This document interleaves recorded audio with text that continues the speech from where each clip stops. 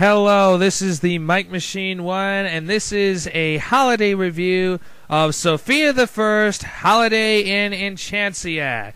Now, despite having the image of the book here, I am reviewing the actual television episode that aired on Disney Junior, not the book adaptation. I'm sure the book adaptation is available at Target or Barnes & Noble. This is the first time I know of the book's existence on the internet, so this is not a book review of the Sophia the First Holiday in Enchantia. This is the actual television episode. So, first off, to give my opinions on Sophia the First, I do like the show. I saw the special a few months ago. I thought it was good. It's not great. It's not like the best show in the world, but I do like this Disney princess atmosphere. It's a good animation, good voice talents. The songs aren't good, but they're kind of like infectiously catchy. Like whenever I listen to one, it takes me a week to get the songs out of my head, so I guess that's something to be said positively about it. I do like the villains actually. Cedric is a pretty good villain. You know, it's simple but nice, fun villain. I like the amulet. The fact that Sophia can talk to animals kind of reminds me of the good old days of Wild Thornberries. And I like that she could summon Disney princesses. I actually wish she could summon other Disney characters, though. Like, she could summon, like, maybe Mickey Mouse or Pooh or maybe a Marvel character. I don't know if anyone wants to think of, like, she could summon, like, the Hulk or Spider-Man. But it's possible. You know, Disney owns that. That would be an awesome crossover, but I'm kind of getting ahead of myself. But, yeah, so I do like that she could summon Disney characters. This episode, she actually summons Aurora to help her out. But basically, the basic plot is that it's Christmas time. No, I shouldn't say Christmas time. It's Wassalia time.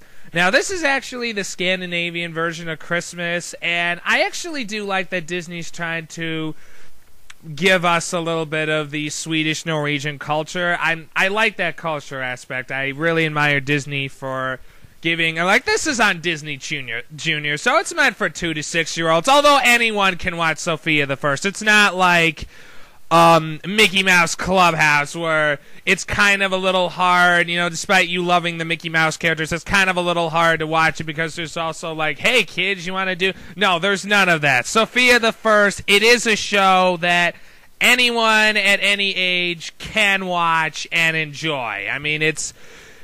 You know, if you don't like Disney princesses, hey, you might not like it, but it is a show that anyone can sit down and watch and possibly have a good time. So, we start the morning, and it's Sophia's first Wassalia. Yes, she actually wasn't born a princess.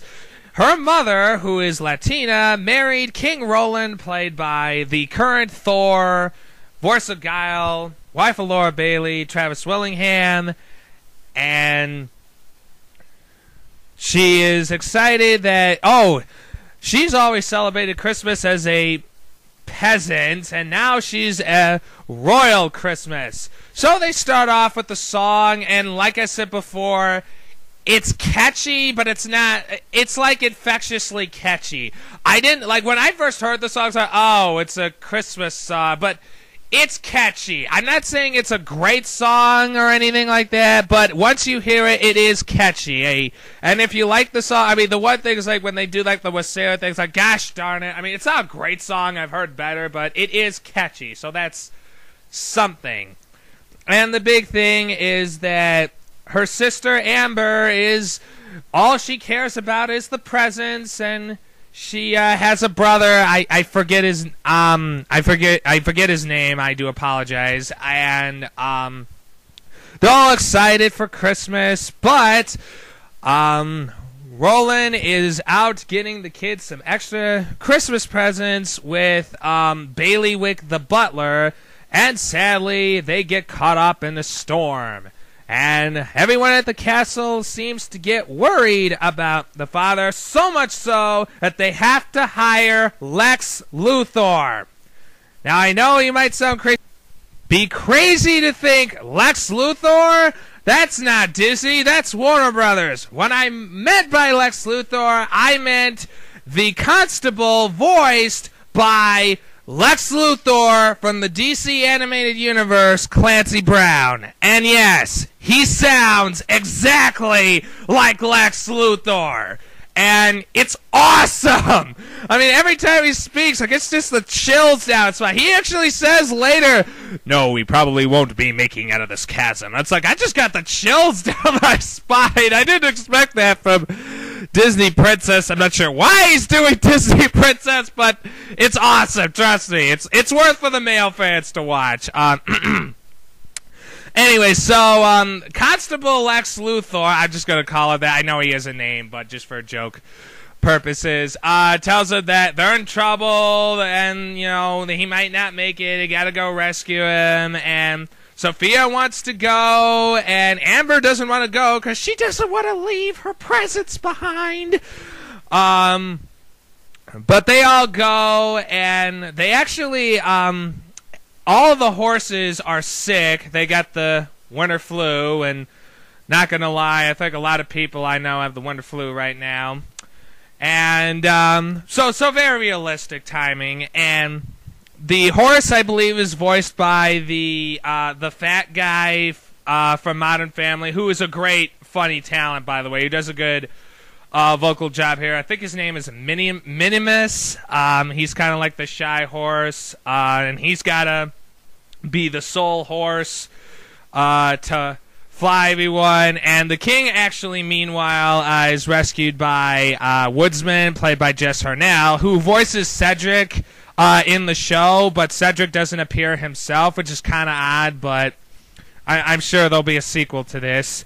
And they go to his cottage, and he's got a wife, played by Kate Higgins, who's Sakura, Tails and Sonic, and actually recently Barbie in the Life in the Dreamhouse show, and Frankie Stein from Monster High, the girls like that. And you got 2 kids, and Roland feels sorry that they don't have a lot for Christmas. And again, that's good because, you know, Rich feeling sorry for the poor, that plays an element. But meanwhile, Sophia has some animal friends, one voiced by Wayne Brady, who again does a good job, and 2 singing birds. I don't know who voices them, but they do a good job as well. So they follow along to tag along, and unfortunately, it's gotten so bad that they're trapped in the forest as well. Again, Clancy Brown says, we're all trapped in the forest and we might not make it alive. Again, in that Lex Luthor voice. I kind of spoiled that earlier. And things are like in really bad news. So who are going to call to save them? Princess Aurora from Sleeping Beauty. Yes, and I'm not going to lie, all she does... Now... Like the other Sophia the First episodes, when a princess appears, she usually helps them out and sings them a song. Aurora doesn't do that. All she basically says is, use the power you have to talk to animals to get you out of this. Oh look, there are your animal friends. Bye! That's it. I'm not kidding. She has like 3 lines of dialogue, and she literally just says, you don't need the power of animals. You have the power of your animal friends with you. Oh, look, there they are. Bye. I mean, that's literally it. I mean, it's like, what was the point of Aurora? A lot of people think she's like the worst princess because she's boring. She doesn't do crap. She barely was in her own movie. She barely does crap here. She has like 3 lines of dialogue. And she is voiced by Kate Higgins, who I believe is the official new voice actress for Aurora. Again, she barely got anything. Thank God they didn't waste her and have her voice the Woodsman's wife as well. She actually also voices the gift lady, so she actually does 3 voices in this. So I'm glad they utilized the talent of a great voice actress. So, I mean, it's Sam Regal who does a lot of anime in Phoenix Wright. He's the vocal direction, so he knows some good people. So he knows his stuff when he comes to voice casting. And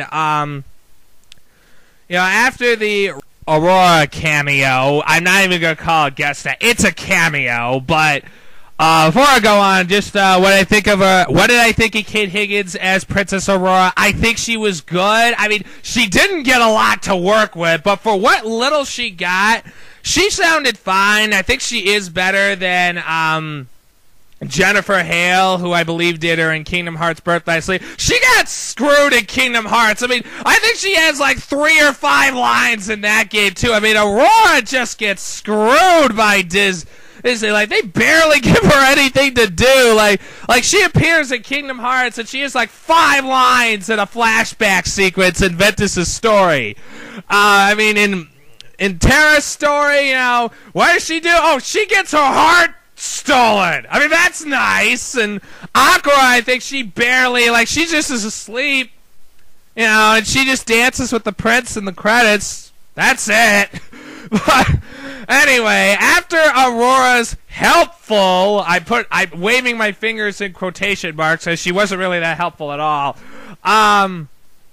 Advice, her animal friends show up and they get all the animals in the woods, including Mr. Bear and Mr. Owl, and I think some squirrels. They don't talk, weirdly enough. They find the father. They all reunite. King Roland sacrifices the presents he bought for... actually, Amber and Sophia actually suggest this, I think, and they give him the presents.